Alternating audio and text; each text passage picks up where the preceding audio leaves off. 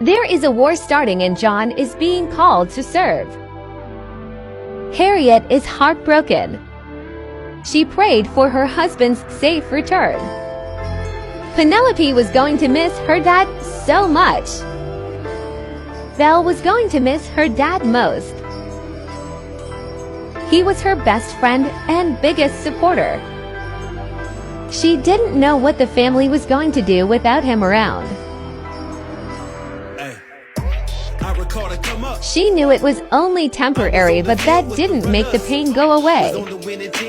Belle practiced chess to play with her father when he returned home. Jocelyn was ill.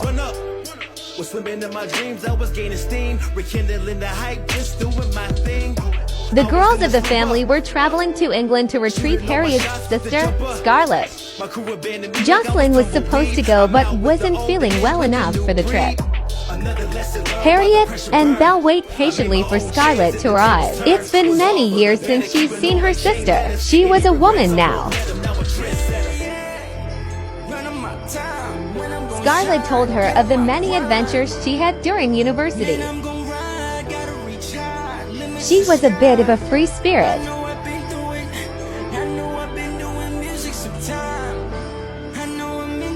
Harriet tells her sister that she needs to grow up and get serious. She needs to find a good husband and leave so she won't be her responsibility anymore.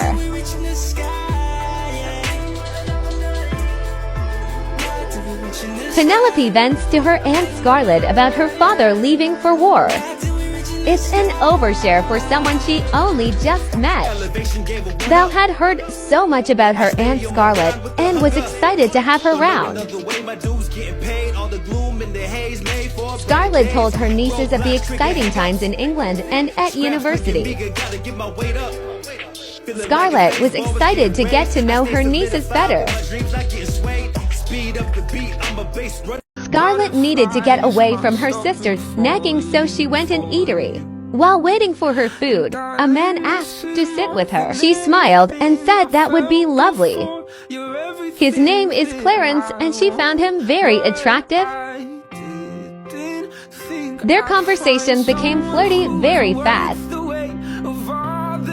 She was sad that she only had 2 days left in England before going back to America. Clarence told her they would make the most of their time together. She quickly adored him to pieces. She didn't want to leave him. He was everything she wanted in a husband. He dressed well, so she assumed that Harriet would approve. Before she had to go back to her family, Clarence snuck a kiss. The next 2 days flew by. Scarlett spent every free moment with Clarence. They went to museums and explored. It was extremely fast, but Scarlett was in love with him. The family is traveling back to America. They had a great little vacation in England, but are ready to be home. Harriet didn't care for England much. Clarence traveled with the family to see them off. Scarlett was heartbroken to leave Clarence. She told him she was in love with him. They had an extra ticket since Jocelyn didn't come and begged him to come to America with her. He said he would follow her anywhere for the rest of their lives. He said he would come, and then he got down on one knee. Scarlett graciously accepted the proposal. What ship are they on, might you ask?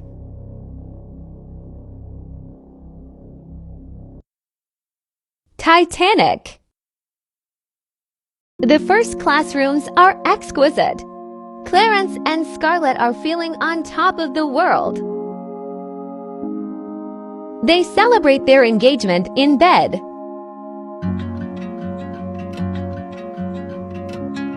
Their first time together was awkward but sensual and loving.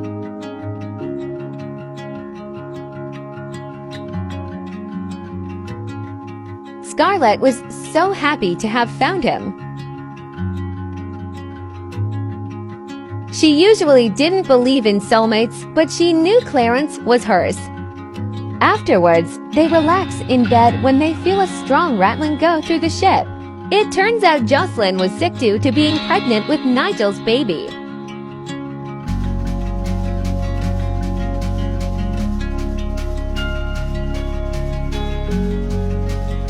Poor Penelope.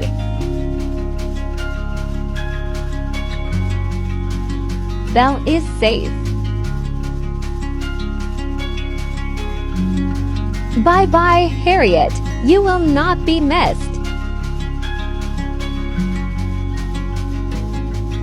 Scarlett will live to see another day.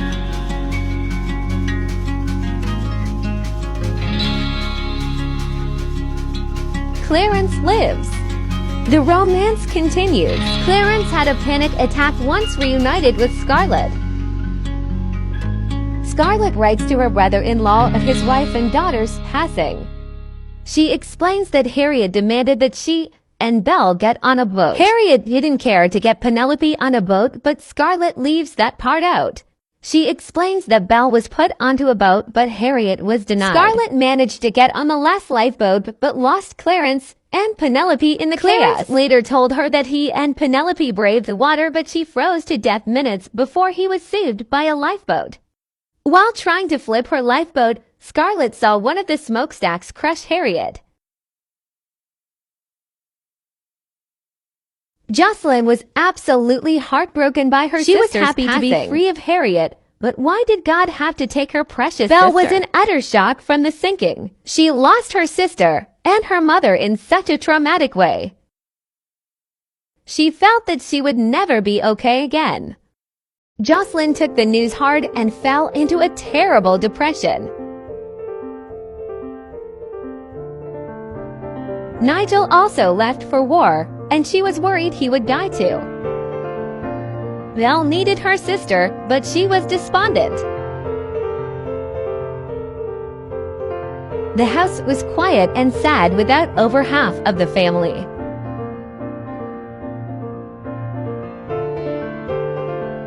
Clarence was safe from war since he wasn't a citizen of the United States. He got a job. Abel took over the duty man of the house and did the repairs. He was only 15, and it was odd for him, but he was strong for the rest of the family. Once he was 16, Abel would be drafted into the war, so he made the most of his time. He was the heir, so if he died, no one would carry on his legacy. Abel sought out to make an heir. He met up with a girl he's known for years, Caroline. He remembered she was mean but very pretty, and he kinda liked that. At first, she rejected his advances. But eventually, she was flattered that he was trying so hard. Abel didn't know if he wanted to eventually marry Caroline, but he wanted an heir.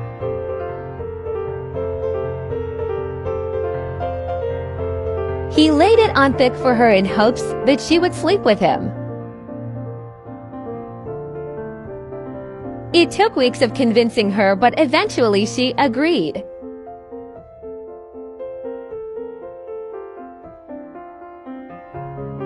She said that they would make love once a day before he was shipped out for duty.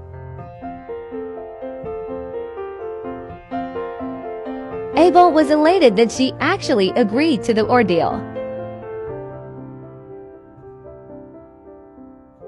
Her condition was to marry her if he came back from war. Abel didn't think he would make it back, so he agreed. Bernard was drafted into war and was also worried about continuing his legacy. He explained his dilemma to Bridget. She was hesitant at first, but agreed to try for a baby one time with him. He was so grateful for her that he kissed her. It was awkward for them both.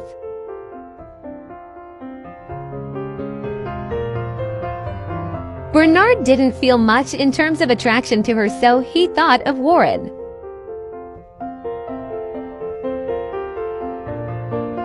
The day finally came. Abel and Caroline make love to each other. Abel thought sex was the best thing in the world. Caroline hoped it would persuade him to marry her. John finally got Scarlett's letter. He was devastated by the passing of his daughter and wife. His poor Penelope. He wouldn't be able to walk her down the aisle or watch her do amazing things for the world.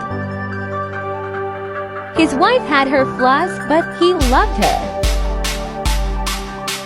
He had to mourn another wife.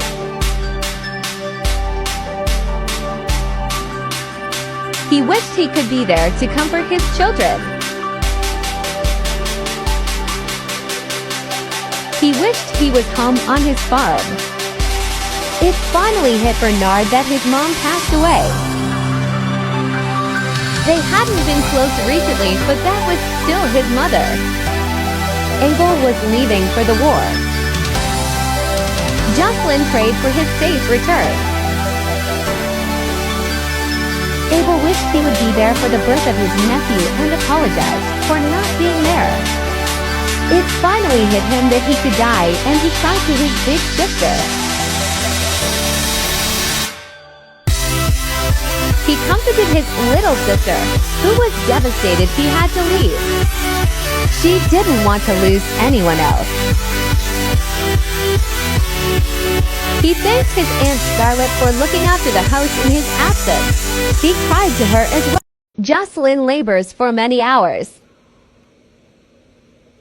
She wished desperately that Nigel was there. She delivered a healthy baby boy, Baby Jack. She bonded with her son immediately.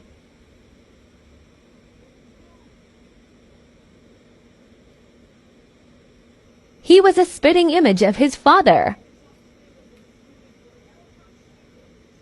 Being a mother was all Jocelyn ever wanted. As much happiness that motherhood brought her, the sadness of Nigel missing it consumed her. She prayed for him to make it home unharmed so he could meet his son.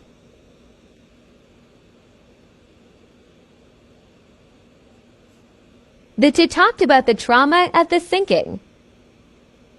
Neither was okay but found comfort in each other. After all of the chaos died down, Scarlett and Clarence got married. It was a small ceremony with only the remaining family at the farm, but that was enough for them.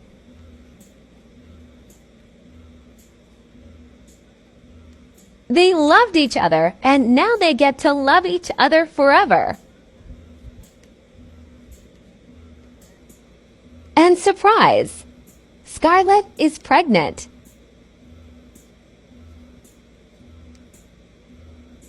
The only good thing to come from Titanic was that their child was conceived on the ship. Jocelyn was happy for her aunt. She hoped with her entire being that she and Nigel would be saying their vows next. Scarlett was the happiest she's ever been. She had the man of her dreams and a growing family. She had a twinge of sadness that her sister was not there, though. The newlyweds decided to still consummate their marriage even though Scarlett was already pregnant. It was still as beautiful as their first time on Titanic. It's war fate time. John is first. No of sad face still. Our heir. Our heir lives. What about Bernard? Bernard lives. Nigel's turn.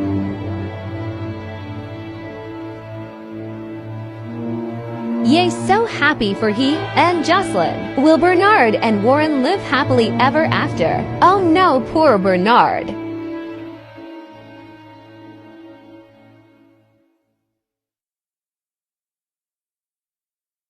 Samuel lives. Belle took over most of the duties of the farm while John is away at war. It was a lot of early mornings, but Belle didn't mind. Belle's favorite part was spending time with their cow.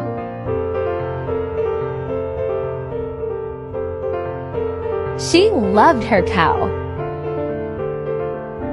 She was getting really good at milking her without spilling the milk. And the cow was so patient with her. Scarlett collected the eggs so they could sell them and make extra money to keep the farm running. Scarlett helps when she can, but she is heavily pregnant.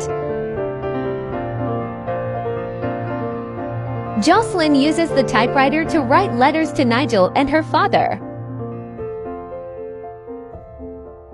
She hadn't heard from her dad in weeks. John was shot during battle and sadly lost to our 1900s heir. You will be missed.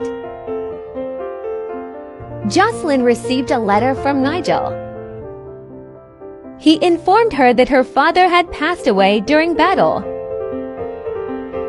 He died a hero and saved the rest of their unit. Jocelyn was heartbroken. She couldn't believe both of her parents died so young.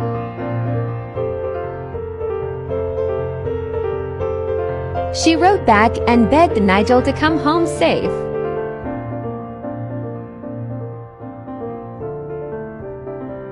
Jocelyn had the unfortunate responsibility of breaking the news to Belle.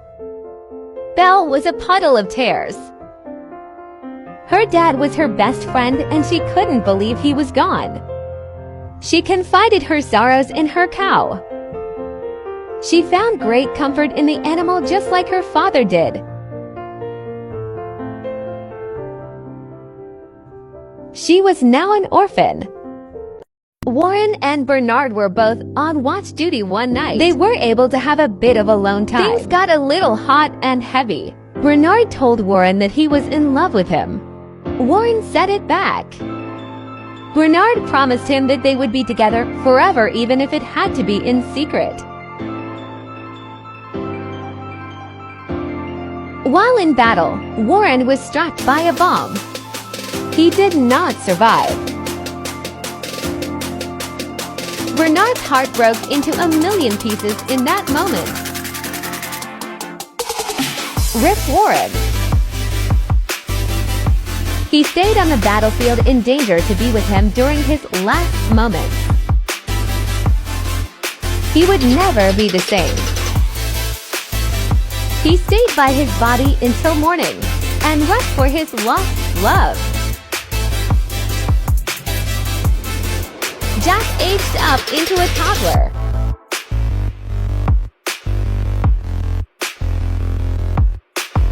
He is independent.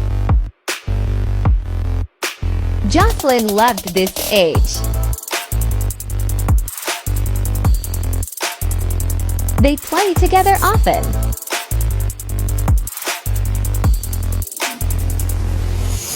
Scarlett does the household chores to give Jocelyn a break.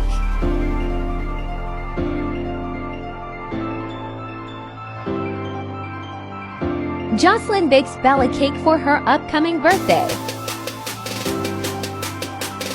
Belle aged up into a teen. Belle is a clumsy girl.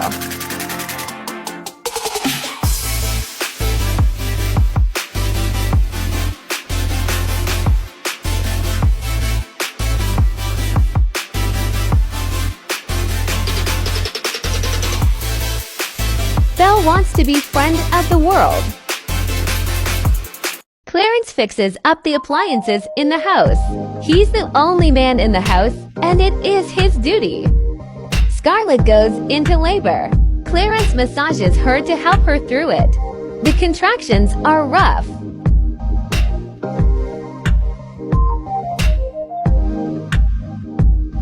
Scarlett labors for several hours.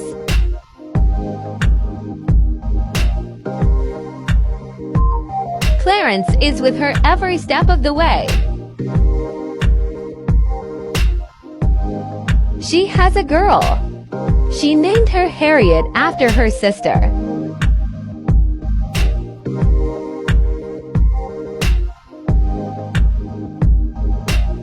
Motherhood becomes her.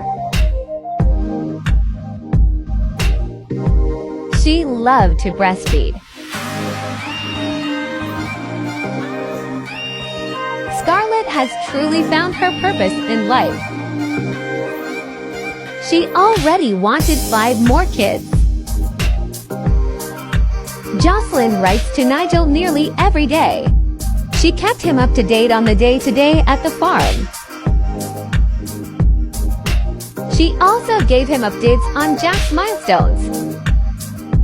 Belle gets very into writing short stories. This turns into her wanting to write a novel. She decided to turn her pain into art. Scarlett and Clarence waste no time in trying for another child. They want a big family. The war is coming to an end. It is war trait time. Nigel's war trait is hot-headed.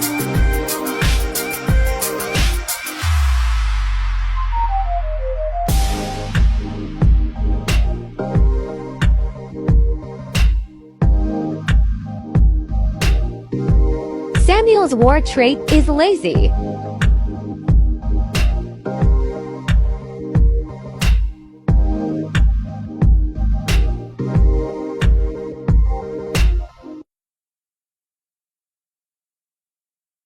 Abel's war trait is clumsy.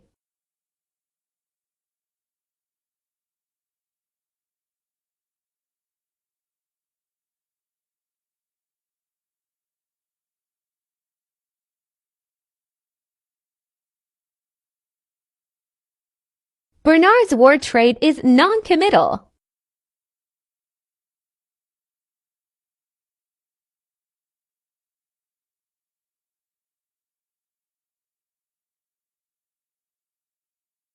Scarlett was getting morning sickness, and she knew what that meant. Nigel was finally home. The only place he wanted to be was with Jocelyn and his son. He didn't tell Jocelyn he was home. He wanted to surprise her. She was absolutely elated Nigel made it back safely. She missed him so much. Nigel was excited to meet his son. He couldn't stop hugging him. Jack was so smart, and a spitting image of his father. Nigel wasted no time getting down on one knee. He asked Jocelyn to be his wife. Of course, she accepted. Nigel and Jocelyn stepped out to have some much-needed alone time after years apart. It felt like the first time they made love. Bernard invited Bridget to the farm once he was home. He found comfort in her. It was good to see her. He told her of Warren's passing and the hardships of war. Since Bernard couldn't have love, he wanted comfort and stability. He asked Bridget to marry him. She was flabbergasted that he would even ask, and declined. Nigel and Jocelyn finally tied the knot. Both of their surviving family members attended. Jocelyn had waited for this moment her entire life. Introducing finally Mr. and Mrs. Nigel German. Abel went to Caroline's house after he got back from war. He hadn't heard from her since he left. To his surprise, he had a son. His name was Christopher. He yelled at Caroline for not telling him about his heir. She told him that he never wrote to her either. He responded that he deserved to know about the birth of his son, and Caroline's actions were unacceptable. Our surprise 1910s toddler air fit check.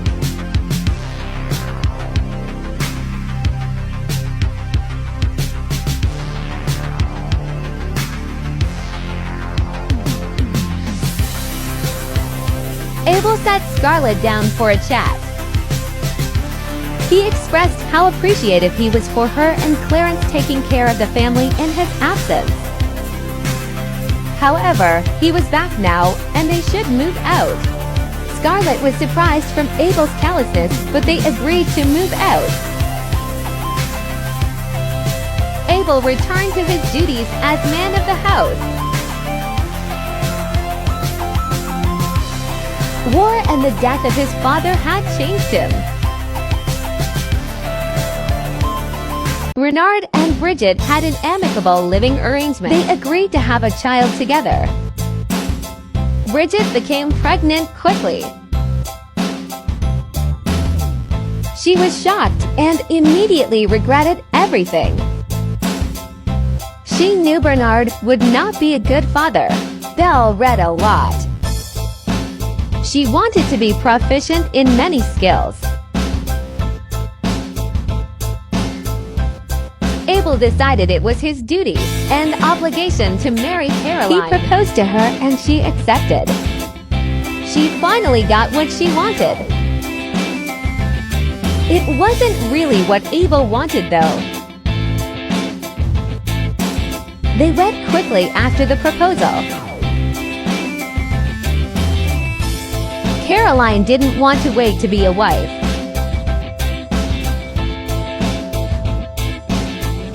Abel just wanted to get it over with.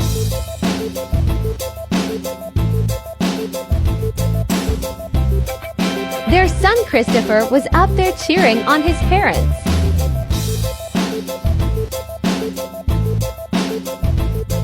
It was a simple ceremony per Abel's request. Caroline didn't care about the ceremony, she only cared about the title of wife. Introducing Mr. and Mrs. Abel Dickson. They consummated their marriage immediately following the ceremony. Abel thought of other things the entire time. Caroline wished that Abel would love her. The women took over the work on the farm. Abel refused to do a woman's job.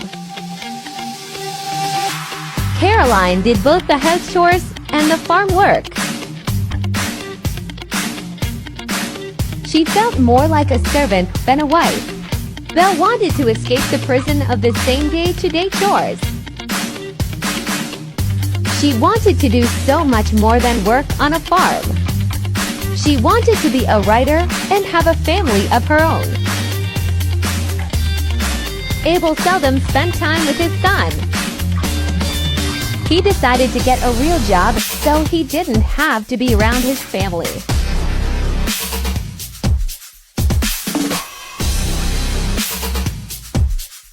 Caroline was getting sick often and knew what that meant. She chose to ignore it until she had to address it.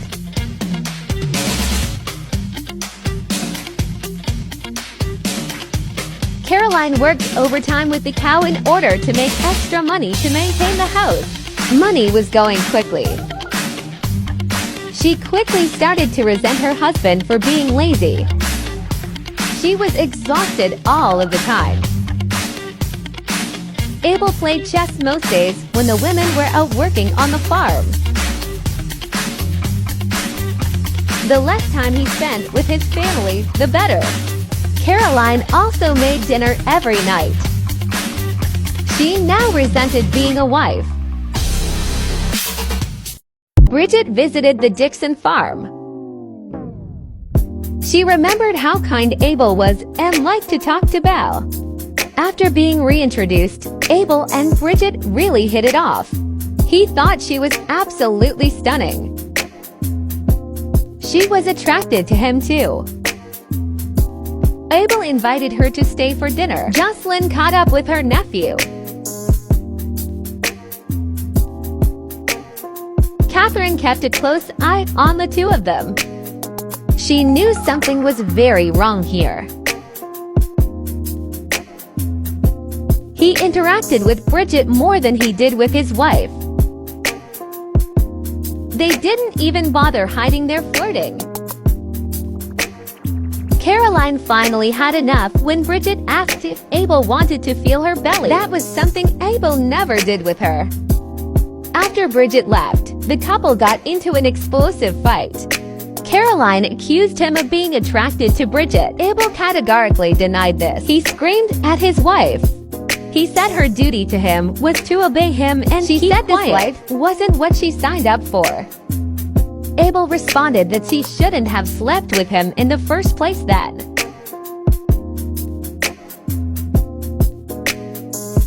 She mentioned the words divorce, and he got in her face. He said under no circumstances that she was going to ask him for a divorce. That was a man's choice.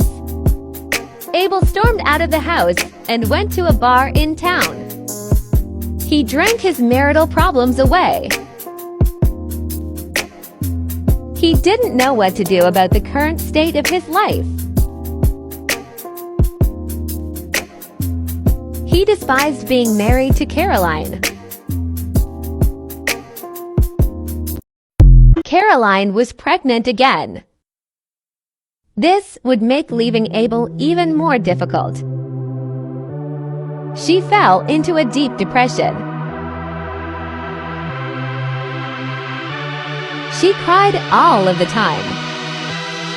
Abel found himself thinking about Bridget all of the time. He wishes that he was married to her rather than Caroline. Abel decided that he was tired of housing Belle. She was of marrying age and wanted her to get married. He tells his sister that he will find a good man for her. She argues this. She says that she's fully capable of finding herself a suitable husband. She wants to be a successful writer before marrying. He tells her that she needs to put herself out there or find somewhere else to live. After their fight, Belle tries to calm down in the mirror. She hated who her brother had become after the war. Abel invited a coworker of his to the bar one day after work. He propositioned him to court his sister. He talks her up and brags about her skills. The man is very intrigued and agrees to meet her. Abel was happy his plan was working. One less mouth to feed. Abel's drinking is getting out of control. Most days after work, he goes to the bar and drowns his sorrows in a glass. He was angry at himself for being so naive when he was young. If he was responsible, none of this would have happened. Abel stumbled home most nights, drunk and pissed. He didn't want another baby with a woman he didn't love. Belle worked on her novel at every free moment. It consumed her. She had a dream and wanted to make it come true. Belle was a late bloomer and finally started her period. She took a bath to alleviate the cramps.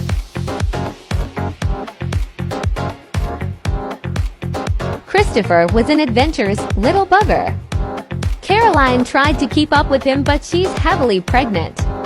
She She's still very depressed that this is her life. She loves her boy and future baby but hates her husband. She read to Christopher stories from her childhood.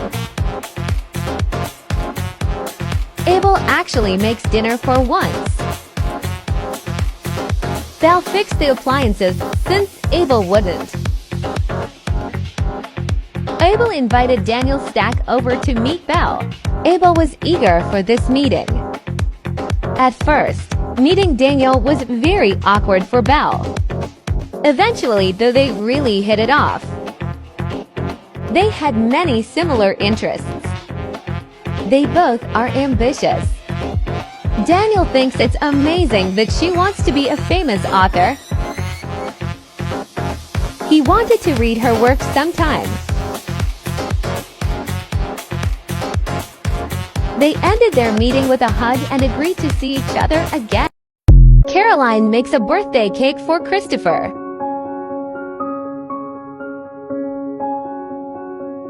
He ages up into a child today. Abel plays with Christopher. It didn't happen often, but it was a special occasion. He was happy for his son to grow up so he could mold him into the boy he wants. Happy birthday to our heir.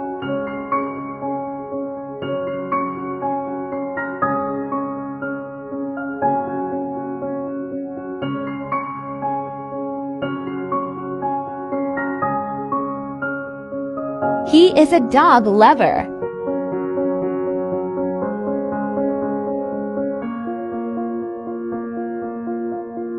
He wants to be a music prodigy.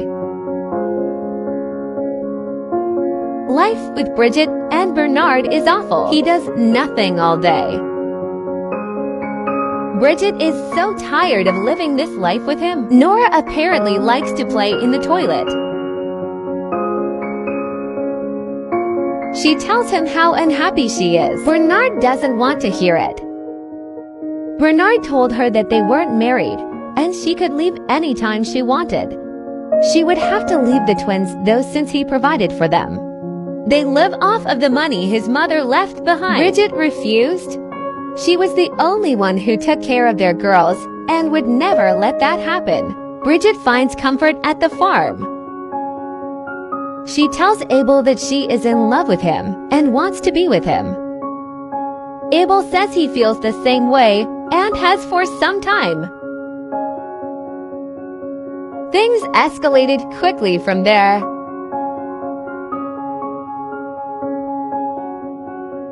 They finally slept together, and it was everything they both had always dreamed about. Abel had fantasized about this moment for years. Afterwards, they agree that they will leave their partners. Bridget would move onto the farm and Caroline would have to find somewhere else to live.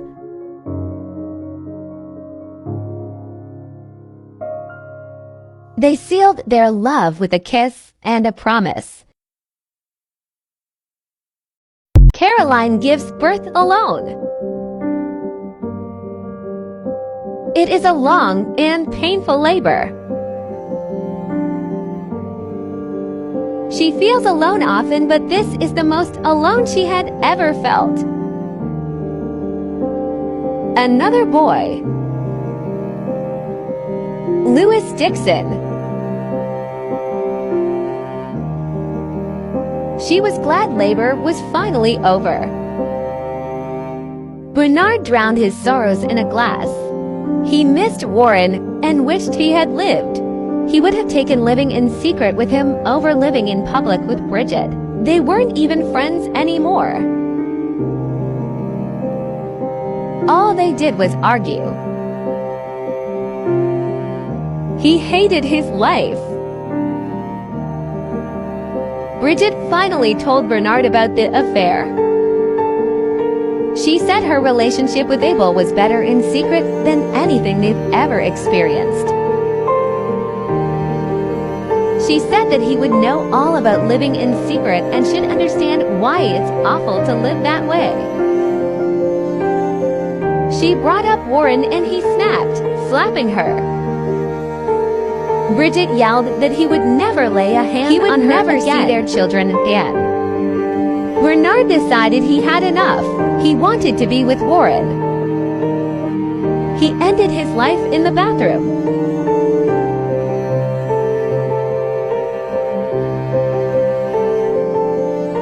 Bridget and the twins found him.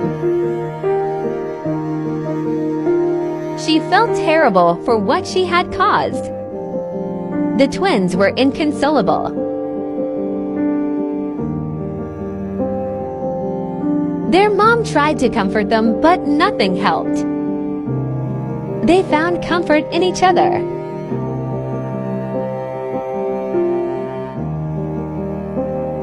Abel finally tells Caroline of his infidelity. He thought now is the time after he hears of his stepbrother's passing. Unsurprisingly, Caroline takes the news poorly. She is angry that he would do this to her. She was faithfully his wife, even when she wasn't happy. He says that now is her out. She and the boys can move in with her mom. She calls him a son of a bitch, and Bridget and she slaps him in anger. He retaliated with punching her in the gut. She asks for a divorce. He is angry that she asked first. She tells Christopher of his father's infidelity. He is shocked. She tells him they are going to move in with his grandma. He refuses. He says he wants to stay at the farm. They argue for hours about it, but after Abel says he can live with him, Caroline agrees to leave Christopher behind. She feels like such a failure. She moves back in with her mother. Her mother gives her words of encouragement. She said that she never liked that boy. She was so angry. She gave her life to Abel, and he repays her with cheating and abuse. She tries to give herself pep talks in the mirror. She would get through this. She has Louis and her mom. How did this happen to her? Belle makes herself a birthday cake.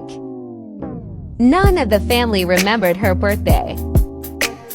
She's excited for the future. She was excited to officially be an adult.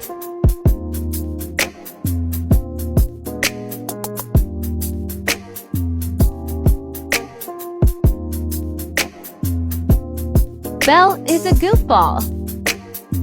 Christopher tries his hand at chess. He's actually very good. Abel does the laundry for the first time. He now realizes how much Caroline actually did around the house. Belle officially starts a novel. She calls it Orphan Song.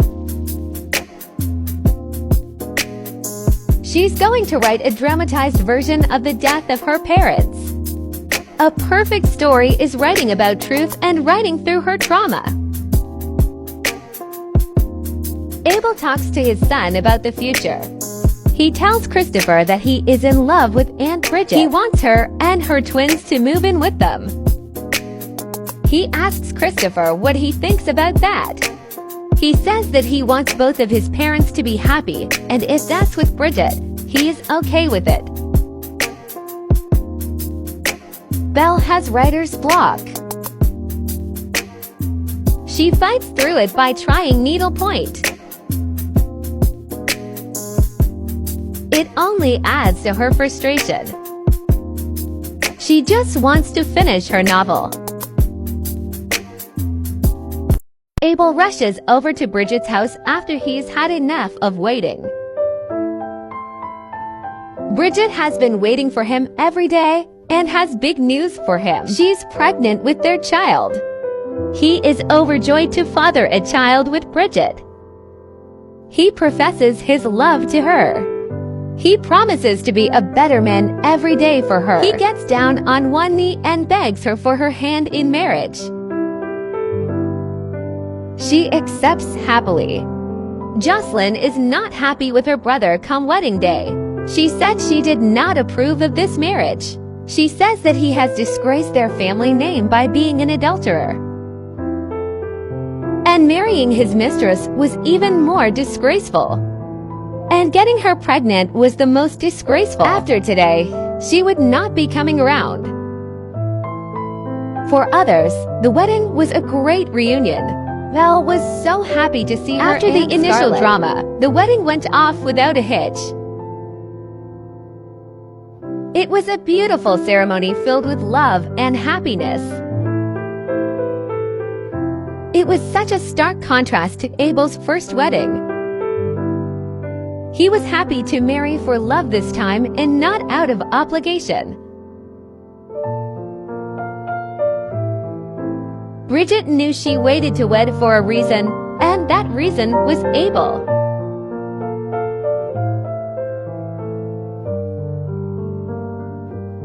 Introducing Mr. and Mrs. Dickson again, lol.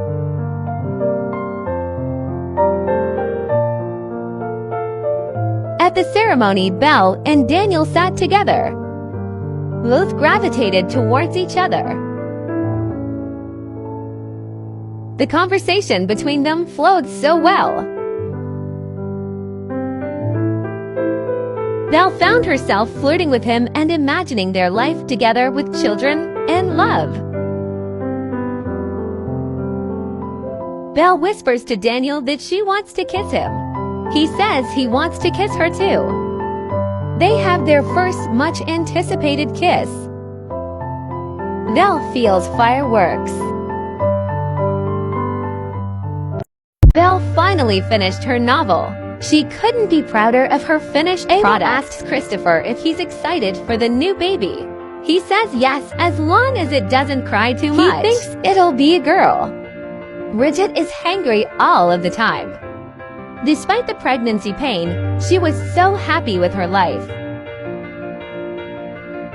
After eating a large meal, she goes into labor. This labor is much different than with her twins.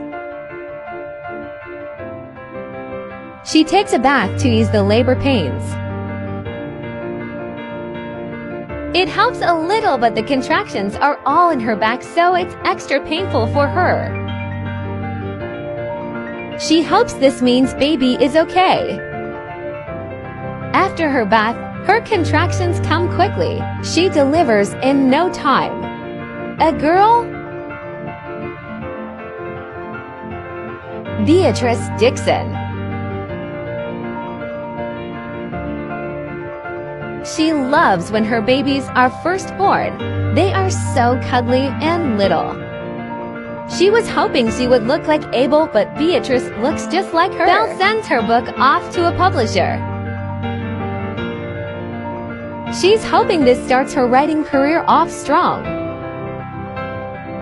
Beatrice, she's up into a toddler. She is a charmer. She loves to play with her mom. And then we clap, clap. She is a wild child. We play a ray, ray, ray. Belle and Bridget go to a boutique to keep up with the fast-changing fashion trends. Bridget changes her wardrobe first. Bridget goes for a simple but sexy look. And then we tap. She is a mother now of 3 girls and 2 bonus boys, so she wants to look conservative enough while still feeling good about herself. Fashion show time. Belle's turn.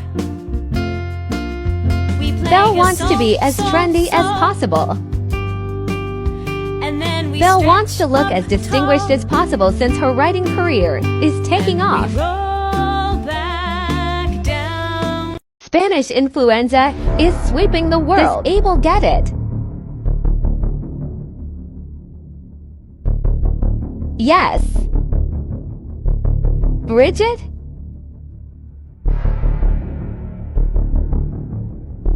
No. Does Belle?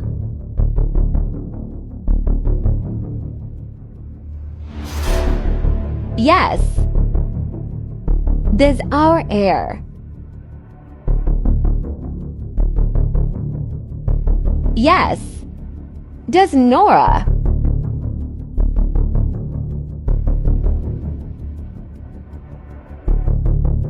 Not her. Julie's fate.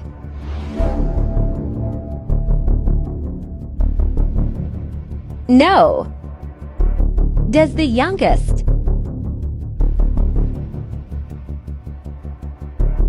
No, thank God. Time to give the unlucky ones the illness. Our poor Belle has already been through so much. Our poor heir. Let's hope he pulls through.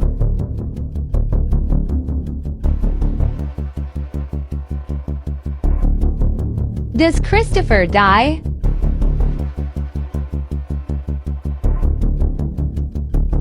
Yes. Our heir sad face still. Does Abel die?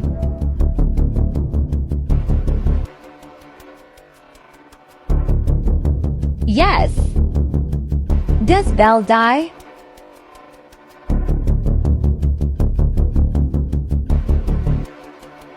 No, she survives. Time to give the boys their fatal illness.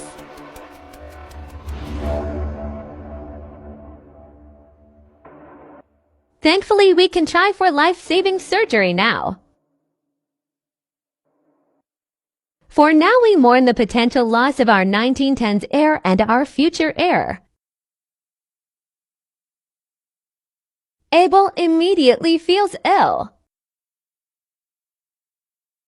Christopher goes to the hospital to get life-saving surgery for his Spanish influenza. There is only a 20% success rate. Oh my goodness, our heir is a fighter. The family celebrated his good health. I'm evil, so let's do the extended families too. Nigel, this one hurts. Nigel's surgery failed, forgot to record.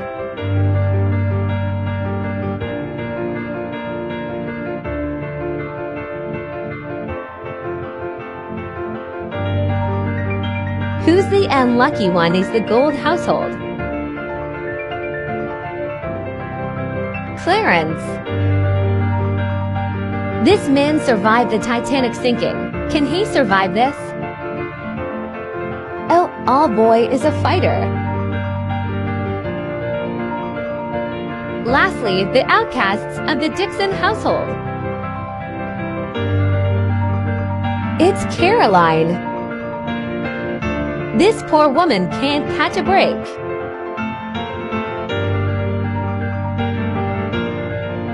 She tries the life-saving surgery for a chance to raise her boy.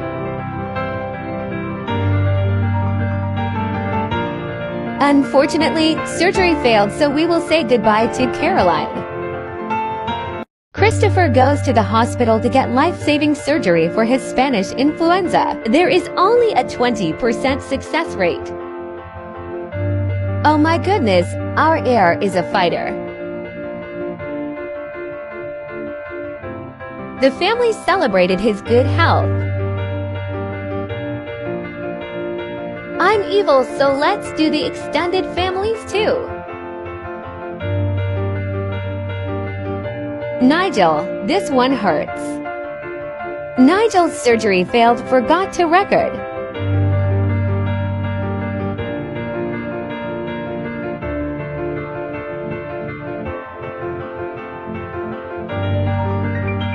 Who's the unlucky one is the Gold household. Clarence. This man survived the Titanic sinking. Can he survive this? Oh, all boy is a fighter. Lastly, the outcasts of the Dickson household. It's Caroline. This poor woman can't catch a break.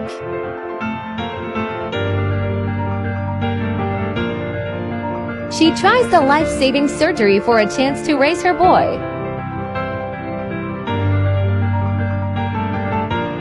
Unfortunately, surgery failed, so we will say goodbye to Caroline. As soon as Caroline got home, she hugged her boy. She told him of the surgery's failure and her limited time left on Earth. Louis was devastated that his mom was going to die. He bawled his eyes out. Caroline was upset at how unfair life was. She was never going to watch her boys grow up, and she was never going to find love. She called her firstborn to come over immediately. She was faint and weak.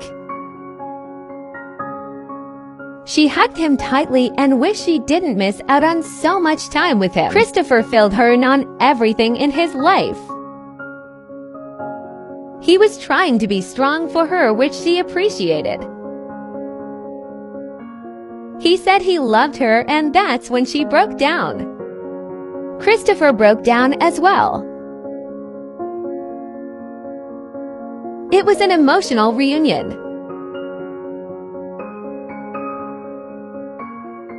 Caroline went to the farm.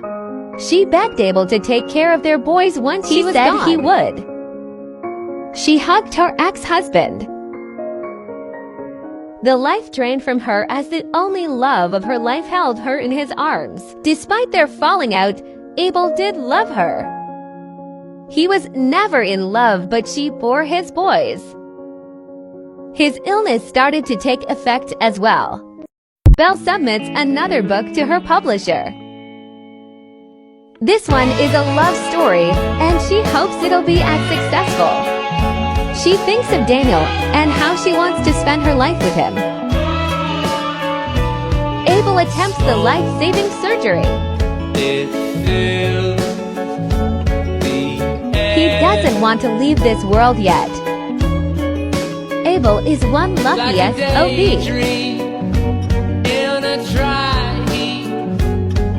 He is overjoyed and has a new lease on life.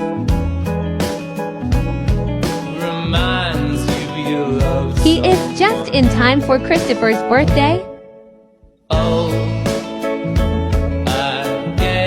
He makes a cake for his oldest son. Happy birthday to Aria.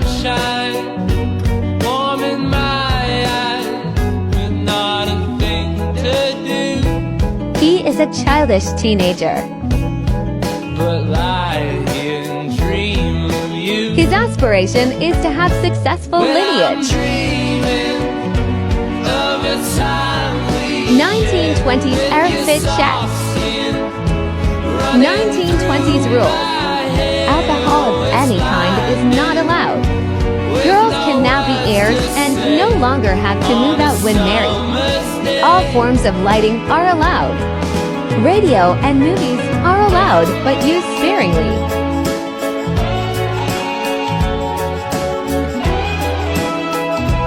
Abel fixes the appliances around the house, humming and happy to be alive.